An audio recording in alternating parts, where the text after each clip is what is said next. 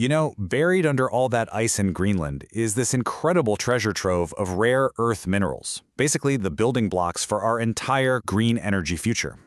But this is not some simple treasure hunt. Unlocking all that wealth presents what might be one of the most extreme logistical challenges on the entire planet.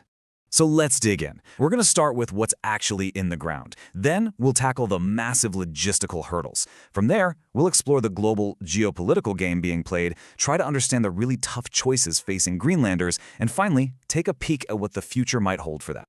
Greenland. Yeah, when you look at it on a map, you just see this massive, remote, ice-covered island.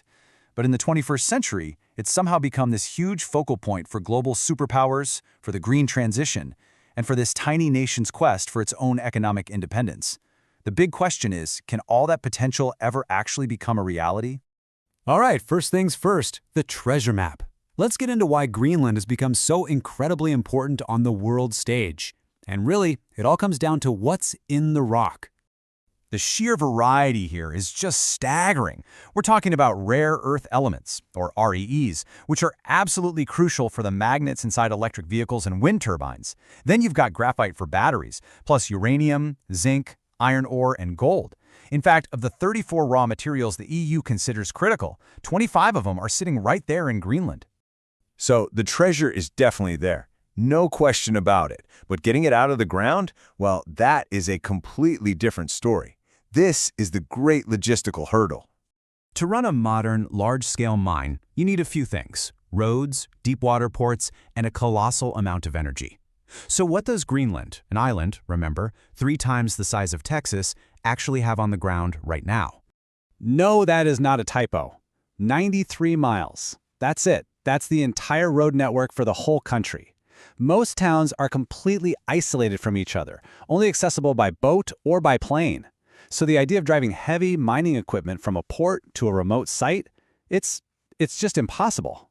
So if you can't drive, everything has to move by sea. Okay, but let's look at the port of Narsek. It's the closest one to the major mineral deposits. Its current capacity is about 50,000 tons of cargo a year. A single major mining operation would need to ship out millions of tons every year. It's like trying to drain a lake with a teaspoon. The scale is just completely off. And then there's power. And this might be the final piece of the logistical nightmare. Mining and processing ore requires a phenomenal amount of electricity. While Greenland's largest power plant is in its capital, Nuuk, which is almost 300 miles away from the main deposits, and it only generates 54 megawatts. Any serious mining project would have to build its own power grid from scratch in one of the harshest environments in the world. You'd think these challenges would scare everyone off, right? Well, nope. The prize is just too valuable. It's kicked off this high-stakes global game, with all the major powers trying to get a piece of the action. Just look at how fast things have ramped up. In 2018, China launches its Polar Silk Road policy. By 2021, the EU is already signing formal partnerships. And now, you see the US signaling direct financial investment while also applying some serious political pressure to gain influence. And this, right here, is the leverage that Greenland holds. This quote from the Minister of Business and Mineral Resources just lays it out so plainly. Greenland needs a massive amount of investment to build its economy and finally gain independence from Denmark. And while they might prefer Western partners, they're making it very clear they're open to all offers, which puts a ton of pressure on the US and the EU to put some serious money on the table. But, this isn't just about rocks and geopolitics. It's about the 56,000 people who actually call Greenland home, and the incredibly difficult choices they're facing about their future, their environment, and their identity. To really get a feel for the local debate, you just have to look at these 2 mining projects, Quanefeld and Tanbreez. They're practically neighbors, but they have completely different fates. Quanefeld's high uranium content sparked these massive public protests. Tanbreez, on the other hand, focused more on quiet, local engagement. One is now blocked by law. The other actually has a license to operate. This shows you it's not a simple yes or no to all mining. It's much more nuanced than that.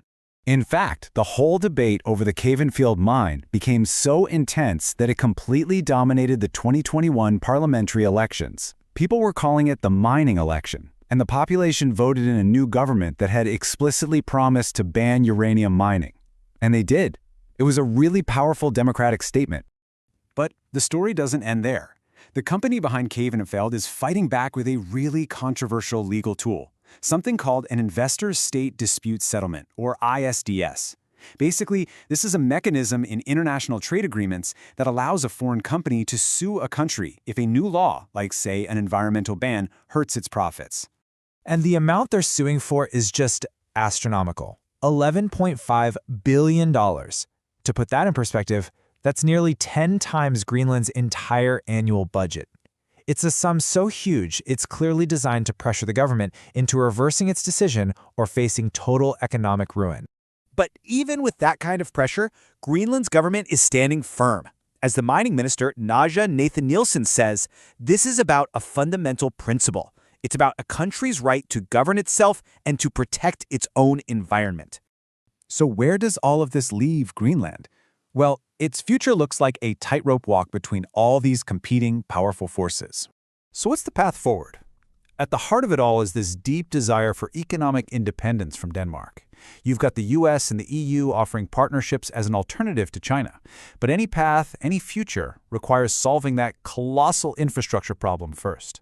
And of course, no project can ever succeed without a social license. That's the genuine acceptance from local communities. It all just keeps coming back to that fundamental conflict: economic development versus environmental protection. It is a really profound challenge. For a nation of just 56,000 people sitting on top of a geopolitical and geological jackpot, the ultimate question remains: in a world that desperately needs what they have, can Greenland actually forge a future on its own terms? Or will it be forced to choose between its environment and its independence?